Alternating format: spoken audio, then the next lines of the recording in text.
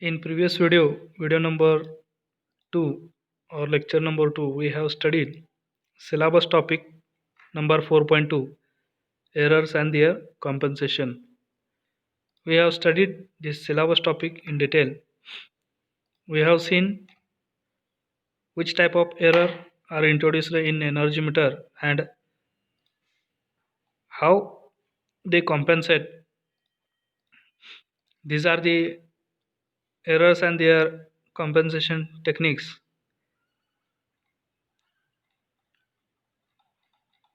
Lag adjustment device, adjustable resistance, shading band. Second, light load or friction compensation, crimping compensation, overload compensation, voltage compensation, frequency and temperature error.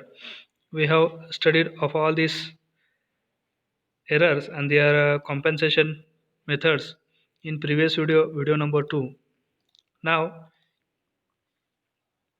in this lecture or in this video, we are going to study syllabus topic calibration of single phase electronic energy meter using direct loading. Syllabus topic number 4.3 calibration of single phase electronic energy meter using direct loading. Calibration म्हणजे percentage error find out करणे. Calibration म्हणजे जो वापरात आहे खूप दिवसापासून energy meter त्याच्यामध्ये काहीतरी दोष निर्माण झाला असेल तो शोधणे, म्हणजे त्याला पुन्हा पुन्हा मोजण्यायोग्य बनवणे. ओके, म्हणजेच त्याला पुन्हा रीडिंग घेण्यायोग्य बनवणे म्हणजेच कॅलिब्रेशन. त्याच्यातील पर्सेंटेज दोष नाहीसा करणे. Calibration of energy meter, need of calibration. Okay, हा महत्त्वाचा पॉईंट आहे, नीड ऑफ कॅलिब्रेशन. कॅलिब्रेशन का करायचं, का गरज आहे. The energy meter once designed is put into service. Energy meter एकदा डिझाईन केल्यानंतर त्यांना सर्व्हिसमध्ये ठेवलं जातं. The energy meter is to be tested for its accuracy after particular duration of use. Example after 1 year, 2 year, etc. The energy meter is to be tested for its accuracy after particular duration of use. Example after 1 year, 2 year, etc. The errors are accumulated in energy meter due to friction, etc. The errors are accumulated in energy meter due to friction, atmospheric temperature variations, etc. Okay, 1 वर्षानंतर 2 वर्षानंतर त्याच्या वापरामध्ये जो error येणार आहे तो घर्षणामुळे येईल. Okay, किंवा ॲटमॉस्फेरिक टेम्परेचर व्हेरिएशनमुळे येईल, म्हणजे येऊ शकतो. Accumulated in energy meter, accumulated म्हणजे क्रिएट होणे, निर्माण होणे. Calibration is meant to find the accuracy of the meter. Okay, calibration म्हणजे ॲक्युरेसी फाइंड आउट करणे, that is to find the error in meter. Okay, that is to find in error in meter. Okay, एक simple sentence लक्षात घ्या. Calibration म्हणजे to find the error in metre.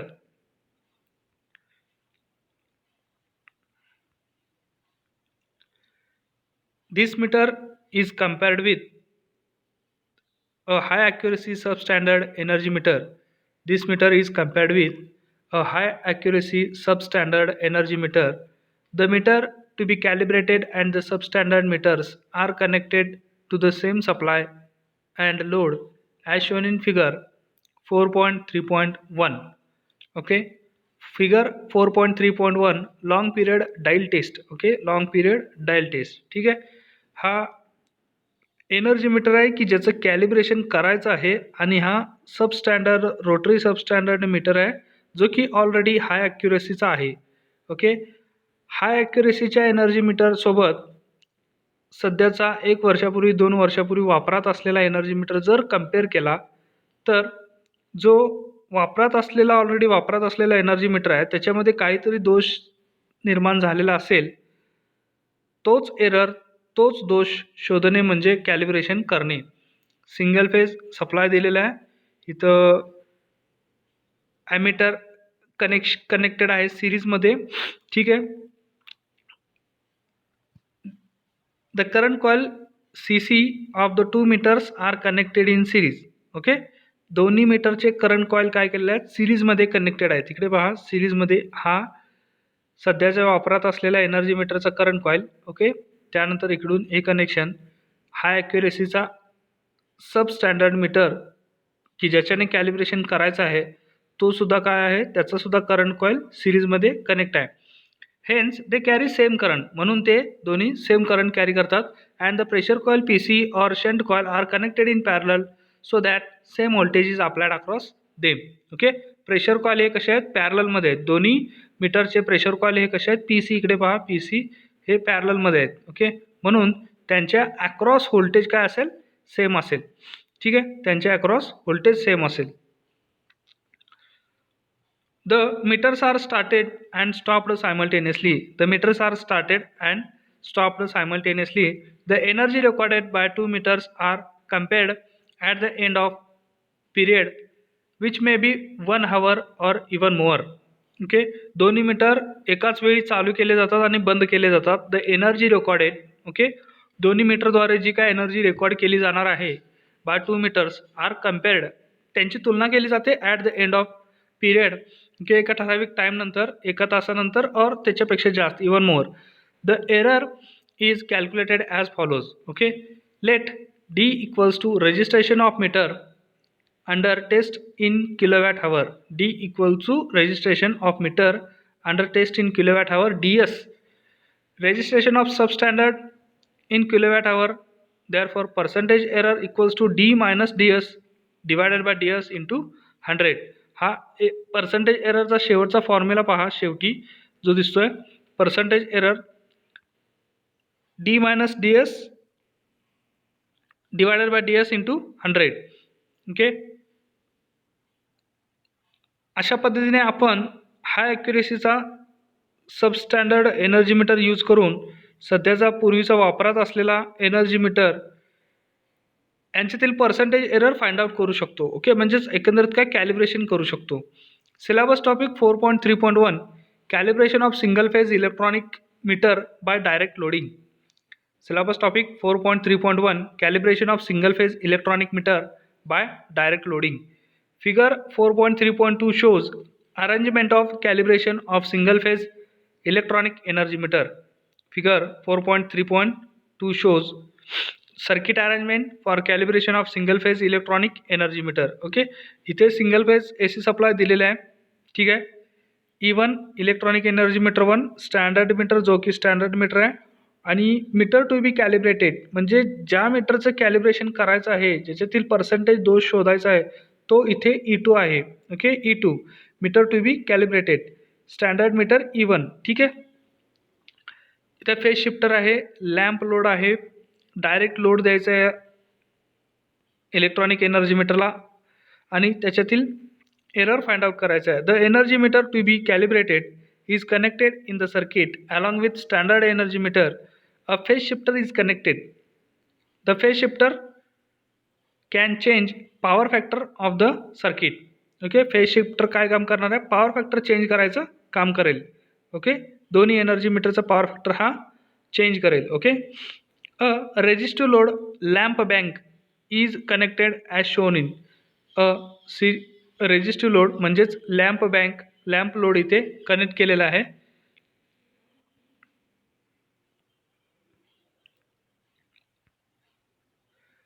The readings are taken for different values of current and at different power factor. The readings are taken for different values of current and at different power factor. The observations are noted. Serial number, volt, current, power factor, standard meter reading, even energy meter reading जो calibrated करायचा आहे त्या energy मीटरचं reading इथे येईल. Standard energy मीटरचं reading इथे येईल. Power factor, current V. Okay, अशा वेगवेगळ्या करंटच्या व्हॅल्यूला, पॉवर फॅक्टरच्या व्हॅल्यूला दोन्ही एनर्जी मीटरचे रिडिंग इथे काय करायचे आहेत, नोट डाऊन करायचे आहेत ऑब्झर्वेशन टेबलमध्ये.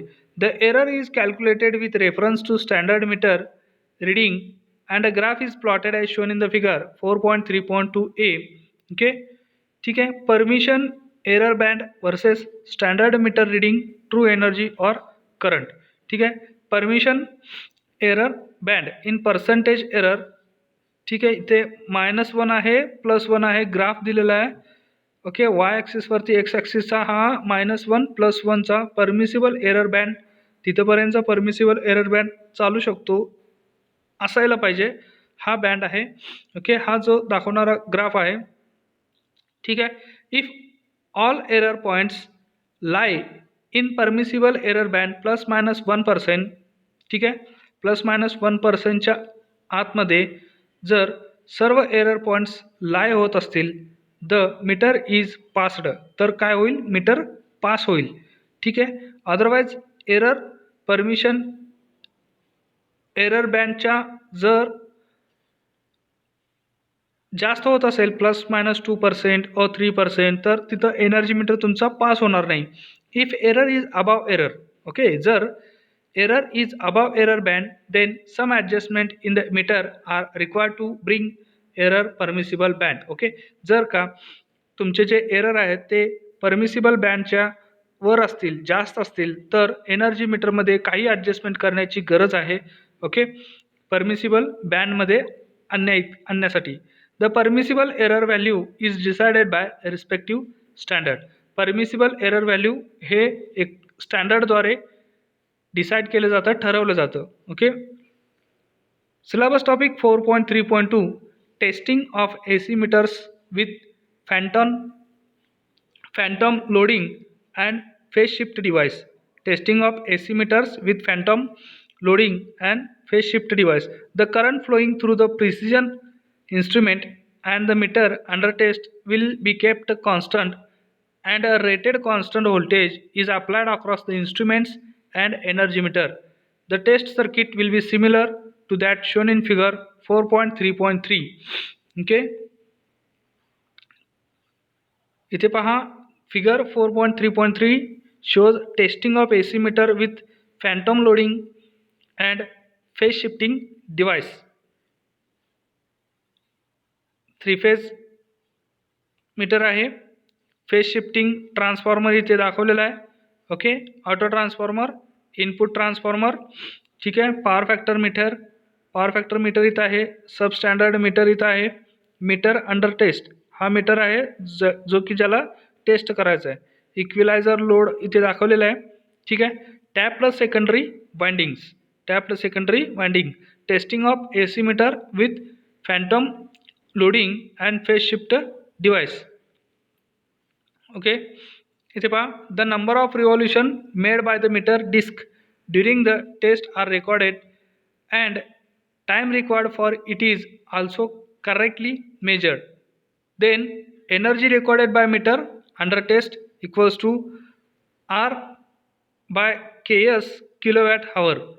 Energy calculated from readings of precision instrument equals to kilowatt to kilowatt hour, where R stands for number of revolutions made by the disk of energy meter under test. Ks equals to number of revolutions per kilowatt hour for meter under test. Kilowatt power in kilowatt as calculated from readings of instrument. T stands for time in hours. Therefore, percentage error equals to R upon Ks minus kilowatt into time or kilowatt hour divided by kilowatt hour into 100.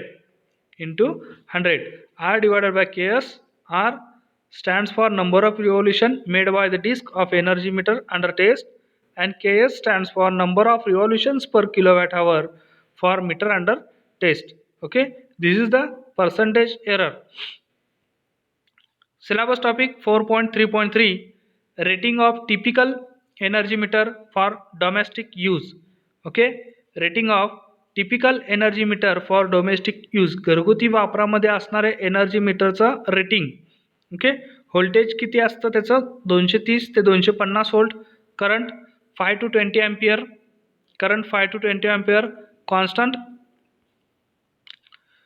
Constant 30 to 100 impulses per kilowatt hour. Okay, जो electronic energy meter असेल आपल्या घरी domestic वापरातला, म्हणजे घरगुती वापरातला, म्हणजे आपल्या घरचा जो एनर्जी मीटर आहे इलेक्ट्रॉनिक एनर्जी मीटर, त्याचे कॉन्स्टंट 3200 इम्पल्सेस आहेत प्रति kilowatt हवरला.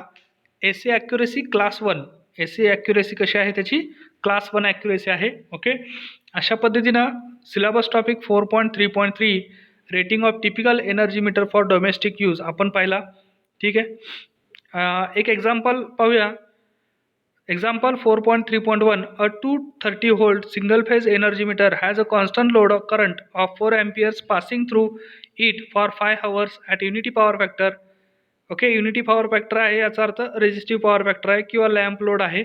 If the meter disc makes 1104 revolution during this time, 1104 revolution होतात this time. Determine the meter constant, मीटरचे कॉन्स्टंट शोधायचे आहेत. If the load power factor changes to 0.8 calculate. पहा, सुरुवातीला unity power factor होता त्यावेळी 1104 रिव्हॉल्युशन होत होते. आता पॉवर फॅक्टर 0.8ला चेंज झालेला आहे, म्हणजे कमी झालेला आहे. Calculate the number of revolutions of the disc during this period. ठीक आहे, solution. Energy used during period of 5 hours for unity power factor load equals to VI cos phi into time. ठीक आहे, 5 तासासाठी किती एनर्जी यूज झालेली आहे unity पॉवर फॅक्टरसाठी, तो पहिल्यांदा कॅल्क्युलेट करावा लागेल. VI cos phi into time. 230 volt into 4 into 1 means unity power factor into 5 times in hour. Okay, 4600 watt hours. 4600 watt hour, 4600 watt hours. Okay, 4600 divided by 1000 for kilo, 1000 for kilo. Okay, 4600 divided by 1000 into 4.6 kilowatt hour. Okay, इतकी एनर्जी use झालेली आहे 5 तासामध्ये युनिटी पॉवर फॅक्टरसाठी. Total number of revolution of the disc for recording this energy. Total number of revolution of the disc for recording this energy 4.6 kilowatt hour. इतकी energy record करण्यासाठी डिस्कचे 1104 रिव्हॉल्युशन झाले. Therefore energy meter constant. मग energy meter constant काय येईल? Revolution of disc divided by energy consumed किंवा energy recorded. ठीक आहे, 240 revolution per kilowatt hour, 240 revolution per kilowatt hour. Okay, when load power factor is 0.8. मग ज्यावेळी लोडचा पॉवर फॅक्टर 0.8 इतका येईल तर एनर्जी यूज किती असेल? 230 single phase supply 230 into 4 into 0.8 into 5. Okay, काय येईल पहा, 3680 3680 वॅट हवर्स और 3.68 किलोवॅट हवर्स इतकी एनर्जी 0.8 पॉवर फॅक्टर असताना कन्झ्युम होईल. मग मीटर कॉन्स्टंट पण शोधायचा आहे, म्हणून पहा total revolutions. Therefore total revolutions equals to 3.68 into 240. Therefore total revolutions 883.2 say 883 revolutions. Okay, 883 revolutions इथे होतील. ठीक आहे, हे ह्या स्लाइडमध्ये इथे एक्झाम्पल नंबर 4.3.2 आणि एक्झाम्पल नंबर 4.3.3 हे तुम्हाला दिसतंय. हे याचा तुम्ही स्क्रीनशॉट घेऊन स्टडी करायचा आहे. हे 2 एक्झाम्पल्स मी होमवर्कसाठी देतोय. ओके, आजच्या व्हिडिओमध्ये आपण syllabus topic 4.3 calibration of single phase electronic energy meter using direct loading, need of calibration, calibration का करणे गरजेचं आहे हे पाहिलं. ओके, त्याचबरोबर syllabus topic 4.3.1 calibration of single phase electronic meter by direct loading and using phase shifter, तो सुद्धा आपण पाहिला. Syllabus topic 4.3.2 testing of AC meters with phantom loading and phase shift device हा कवर केला. ओके, त्याचबरोबर आपण syllabus topic 4.3.3 rating of typical energy meter for domestic use हा पाहिला. आणि त्याचबरोबर एक एक्झाम्पल 4.3.1 हा आपण पाहिला. ओके, त्यानंतर 4.3.2 आणि 4.3.3 हा हे 2 एक्झाम्पल्स आपण होमवर्कसाठी दिलेले आहेत. या स्लाइडचा तुम्ही स्क्रीनशॉट घेऊन हे 2 प्रॉब्लेम सॉल्व्ह करण्याचा प्रयत्न करायचा आहे. ओके. अशा प्रकारे मेजरमेंट ऑफ इलेक्ट्रिक एनर्जी हा युनिट नंबर 4 11 मार्चचा इथे कवर झालेला आहे. ओके. युनिट नंबर 5च्या फर्स्ट लेक्चरसाठी फर्स्ट व्हिडिओसाठी पाहत राहा SRG technical. Okay. Watching for this video. Thanks.